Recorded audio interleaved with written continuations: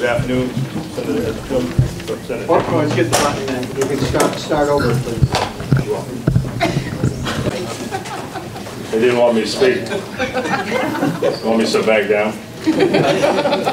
Now we need to repeat your name and least.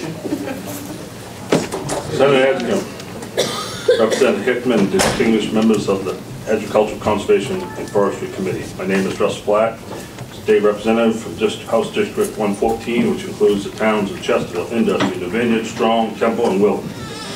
I am here today to provide testimony in support of LD 456, an act to include non-alcoholic malt beverages in the list of exempt products in the law regarding labeling of genetically engineered products. As most of you, if not all of you, of the committee members are aware, the Maine legislature enacted a statute in 2013 pertaining to the labeling of genetically engineered products. In doing so, the committee and ultimately the legislature agreed that it was appropriate to exempt alcohol beverages from the GMO labeling law. The purpose and effect of LD 456 is simply to clarify the language of this exemption with respect to malt beverages in order to make it explicit that in what I believe we all intended, which was to exempt all beers, including non-alcoholic beer. The language in the existing statute, however, was not specific enough to capture the various classifications of beer that exist in the marketplace. I would add that in the case of with regular beer, non-alcoholic beer is marketed and sold as soon as legal drinking age. I recognize that Maine statutes does not take effect until a certain number of other states also adopt a GMO labeling statute, but it is important to clarify this issue now for the following reason. Regardless of whether or when the statute is implemented, the Maine legislature has taken a policy position in respect to this issue by having enacted the GMO law. To that extent, the language of the statute should be accurately reflect this policy. Thank you for your consideration, and I try to answer any questions, but I think there's going to be other people behind me that can answer those questions better than I. Any questions for Representative Black? Seeing none, thank you, Representative. Those are the names I have on the list. So welcome, Nancy, and you can begin. Not yet. Well, I have to start the clock. You're going to get to the floor for 3 minutes.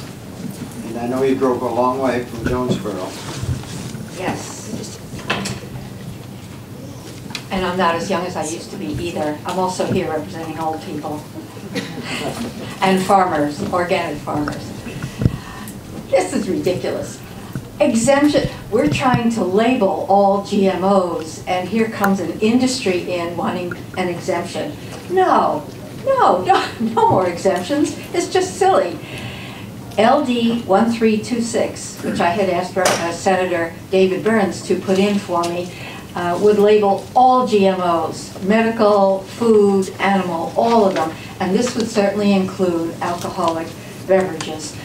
Genetically modified organisms, most people have no idea, involves toxic bacteria, herbicides, pesticides, viruses, all things they force into the seeds of genetically modified plants, so that when people plant these seeds, they could be GMO or not. People won't know. The plants grow, the people eat them, they get these same substances in our bodies because they are expressed in every cell of these plants.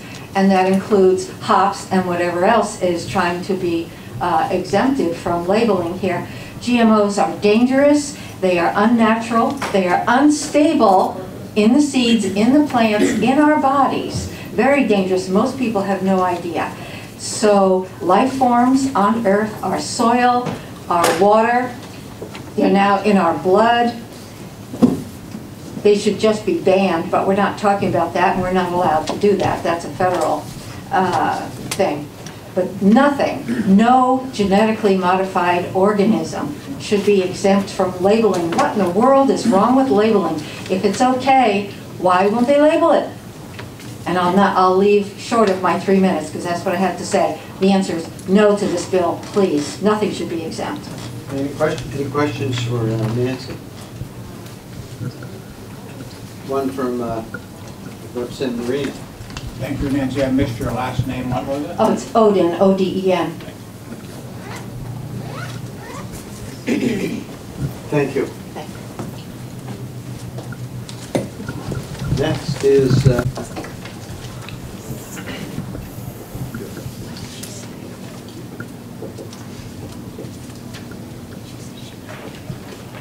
Thank you, Senator Edgecombe and members of the committee. My name is Ann Robinson. I'm a lawyer with Prentice Flaherty here in Augusta, and I represent Anheuser-Busch. And we are in support of this legislation. The clerk is distributing testimony by the Beer Institute, which is the trade association that it represents, or is comprised of beer brewers, importers, and the like. So Anheuser-Busch is a member of that organization, and they asked me to pass along their statement to you. But I am speaking today on behalf of Anheuser-Busch. As Representative Black stated, we believe this truly is a simple clarification. I mean, the fact remains that the existing GMO statute contains an exemption for alcoholic beverages. I mean, that was the intent of the committee at the time and of the legislature at the time. And as it turns out, the way the amendment, or rather the way the statute was drafted, it referred to alcoholic beverages. But if you look at the liquor laws, and I don't know if any of you have ever served on VLA, and if you have, you may be familiar with what an arcane codification of law that is. But in any case, that statutory framework defines alcohol. It doesn't define alcoholic beverage. It then goes on to define the different kinds of alcoholic beverages. So with respect to non-alcoholic beer, and there are two important points about it. One is that the process for producing or making non-alcoholic beer is the same as it is for alcoholic beer, or regular beer, if you will. Just at the very end of that same process, almost all, but not all, but almost all of the alcohol is extracted at the end of the process. So if you look at the bill, as you will see, non-alcoholic malt beverages are defined as those which contain less than 0.5% alcohol by volume, whereas malt beverages are typically 0.5% or more alcohol by volume. So that was the first point. The second point is that non-alcoholic beer, regardless of the fact that it is non-alcoholic beer, is nevertheless still marketed and sold only to people of legal age. I mean, it is still very much a part of that classification of product. And so we believe that this is absolutely consistent with the intent of the basic exemption that was in the original statute. We don't believe that a distinction was intended to be made, and we think it really is a matter of how the legislation was drafted. So we appreciate Representative Black sponsoring the bill. I appreciate the opportunity to speak to you today. I'm happy to answer any questions either today or to come back with more information for the work session. Thank you. Representative Marine. Thank you. A question. 2 years ago, Patty Flaherty represented the MOFCA and lobbied for the bill in front of this committee. Today, your firm represents the Organic Consumers Fund in an attempt to remove the trigger, right? Yes. This bill that you're testifying on has got nothing to do with the trigger. All we're talking about is labeling, right? That's right. Okay, thank you very much. Thank you. Representative Chapman. Thank you, Mr. Chair. Pardon me for being new to the committee this year, so I failed to hear the testimony last time. I'm wondering if you could speak very briefly to the intent of the exemption for the alcoholic beer that is in the statute. Right, thank you. Yes, the intent of this legislation, today's bill, this amendment is to clarify that let me step back actually, okay, so I'm sorry. So the statute, the existing statute that is on the books today exempts alcoholic beverages among a couple of other things, as you know, totally unrelated. So alcoholic beverages, is a wide classification of beer, wine, liquor, and so forth. In the codification of the liquor laws and in the marketplace, if you will, in general, non-alcoholic beer is still considered one of those products.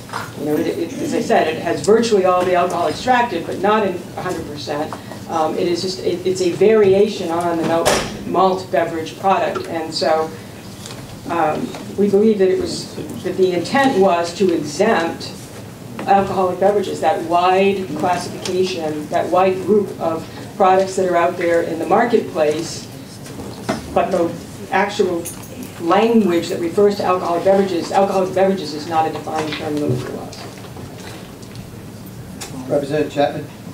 Thank you, Mr. Chair. I'm sorry I didn't communicate my question very well because you stated a couple of times, I understand the intent was to exempt the alcoholic beverages.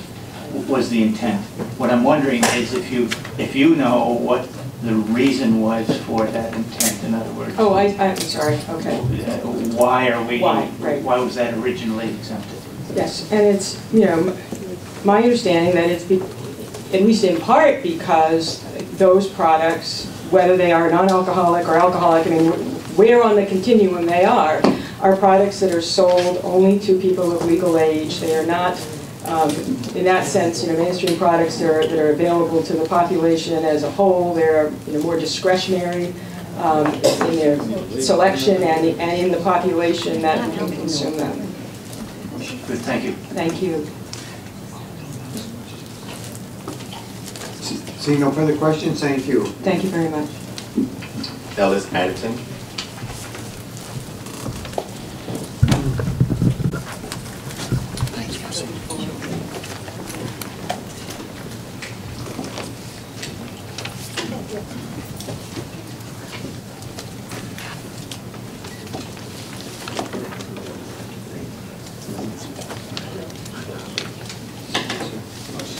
Senator Edgecombe, Representative Hickman, members of the Joint Standing Committee on Agriculture, Conservation, and Forestry. I'm Ellis Addington.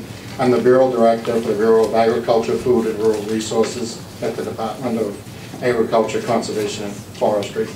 I'm speaking on behalf of the department today, neither for nor against LD 456. The bill exempts non-alcoholic malt beverages from the disclosure requirements of the laws regulating the labeling of genetically engineered products. The department does have concerns with the eventual implementation of the GMO legislation should it become effective. However, we do not have an issue with the goal of this bill. The proposed changes would exempt non-alcoholic malt beverages from GMO labeling, treating them the same as alcoholic beverages. This appears to be a reasonable consideration. Thank you. Questions? None? Seeing none? Thank you, Mr. Adams. Thank you. Shelley Doak.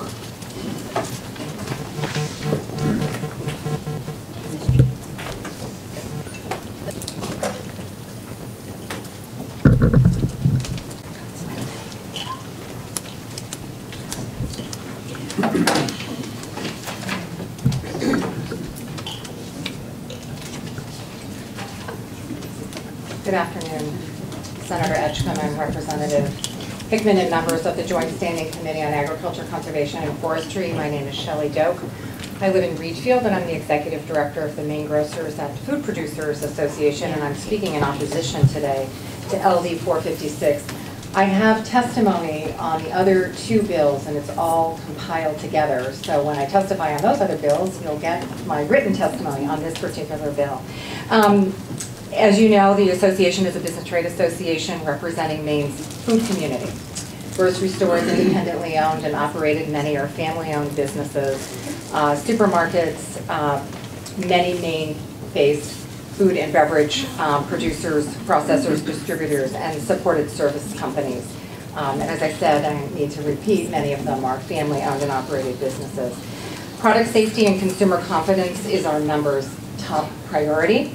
We support reasonable, science-based, balanced legislation that protects the health and welfare of all Maine people. While we believe the health and safety issues regarding food and food labeling are best legislated on the national level, our opposition today to LD 456 is because it unravels the thoughtful and deliberative work of all the interested parties that resulted in the passage of Maine's genetic engineering labeling law, public law 436, which creates a framework for labeling of genetically engineered food offered for retail sale here in Maine.